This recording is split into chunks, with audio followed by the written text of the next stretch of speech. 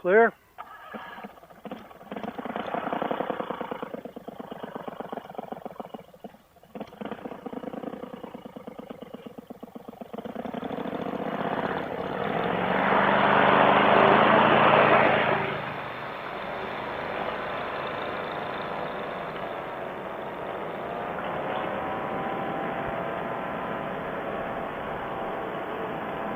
Wow. That was a takeoff right there. Almost instant. Got a little bit of a breeze today, so I don't know what this is going to be like. We shall see.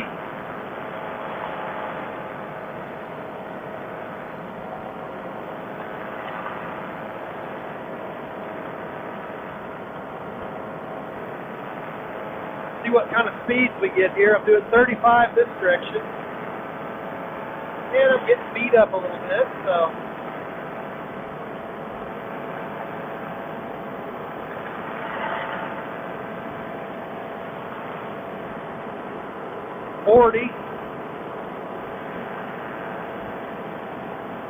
This is the 4th of July evening, so I am not going to go very high, and I'm not going to go very far out, and I'm not going to stay very late.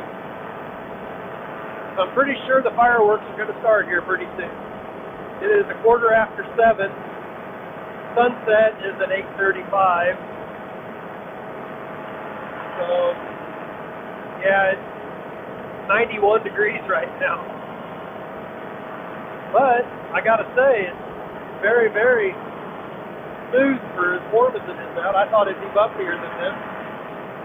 And a little breezy, so we're still doing good on that. Doing 41 miles an hour right now. That's good. Tell you what, when it's 91 degrees on the ground, you go up 400 feet and it's 88 degrees, it just feels so much better. I mean, this is nice. This is just downright comfy. Somebody's got a nice in-ground pool. Hello, people. Well, the only story I've got to tell you today, guys, is I got home last night. I flew for 45 minutes. It was right at sunset when I landed. Had my strobe on. I was legal. But everything looked good when I loaded it up, as far as I could tell, but I didn't really look it over too close because it was dark. This afternoon, I thought, well, it's going to be nice this evening. I'll take a little flight. So I went out to do my little pre-flight inspection, which I always do and everybody should do. And the fuel pump was hanging by the gas line. The little metal tabs that screw it to hold it on to the mount, the tabs had broken off. So I did a little country boy ingenuity. I'll show you a picture of this and see if you guys can come up with a better idea. I may just have to replace the fuel pump. I hate to because it's fine. The tab just broke off. But what I did is I put Velcro on it, industrial Velcro. It's supposed to be the stuff that holds a lot. And all I'm doing with that is to keep it from sliding. So I put Velcro on the engine mount, the plate where the engine is, and I put Velcro on the fuel pump, stuck it on there, and that holds it pretty good. But then I triple tie, zip tied it. And it seems secure. It seems fine. But I sure don't want the fuel pump falling off going flying through the air.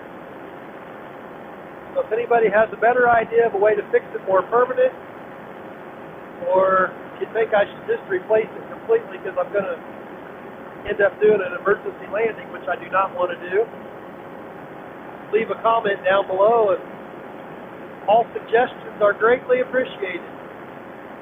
Everything sure looks different from the air.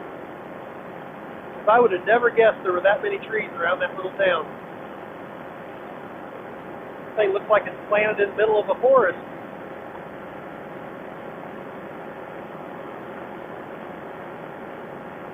Once again, that might be a wee bit of an exaggeration.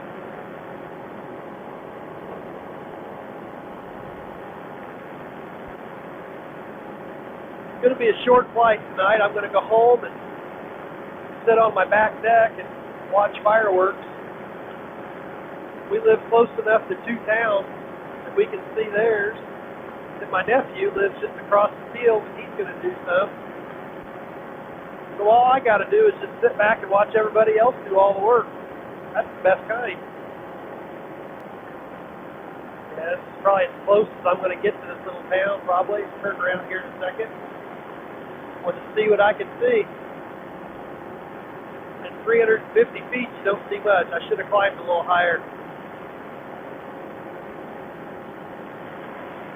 That's all right. Maybe next time. Look how pretty and open this is. Wow. I don't get stuff like this around my house.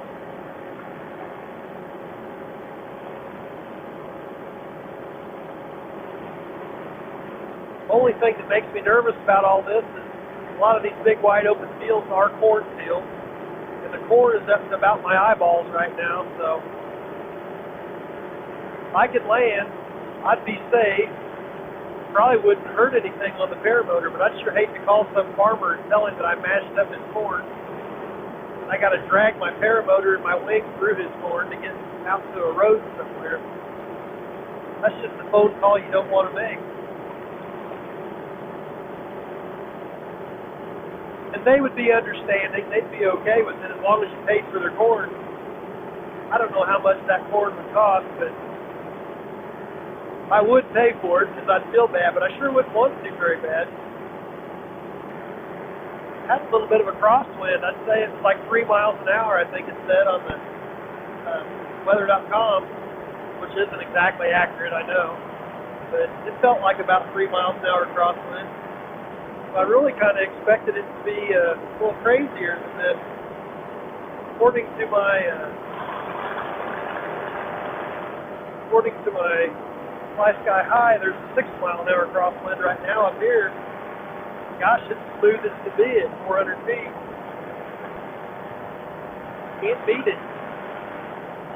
Very nice. I am crabbing a little now. I'm kind of pointed to the left to see it, but I'm going more to the right.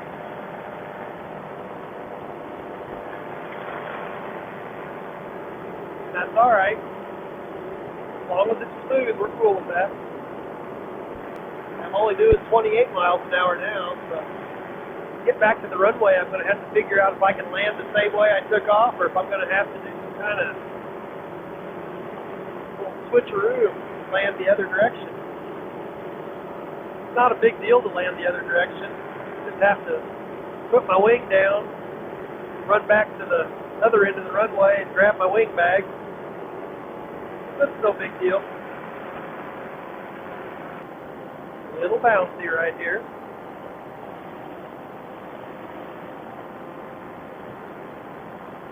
That's a mess of wires you sure wouldn't want to get into. That would make for a very, very bad day. I'm going to pull up a little bit here because there are outs, but I feel better if I got more outs. I'm sure everybody understands that. It's been a nice little flight, but I think I'll go back to the runway and land. Go home and watch some fireworks. Probably about 10 minutes away.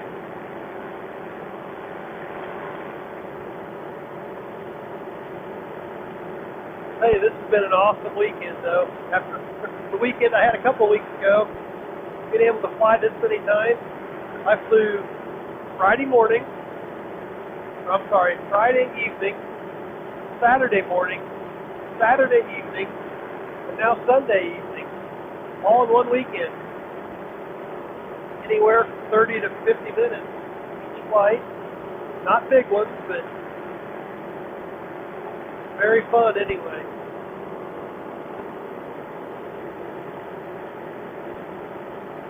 The old runway straight ahead. I'm only doing 25 miles an hour in this direction. This probably is the way I should probably try to land, but we'll see when I turn around how bad it is. 22 miles an hour, yeah, this is definitely the way to go, it looks like. I'm getting close to the runway. That's my first bump I've had in a long time. Every time I get over here, Don, the owner, says the same thing happens to him and his plane. Smooth as silk until you get right to the runway. That just seems to be the way it is. I don't know what it is about that. Yeah, I can actually see the windsock. It is coming straight at me. So if it's more than 30 the other way, we'll try to go up a little bit.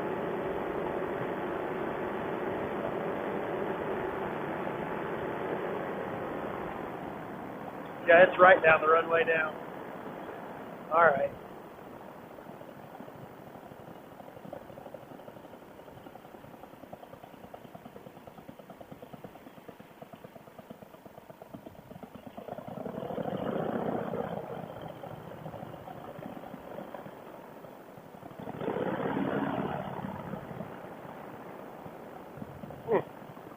Bumpy, bumpy, bumpy this direction.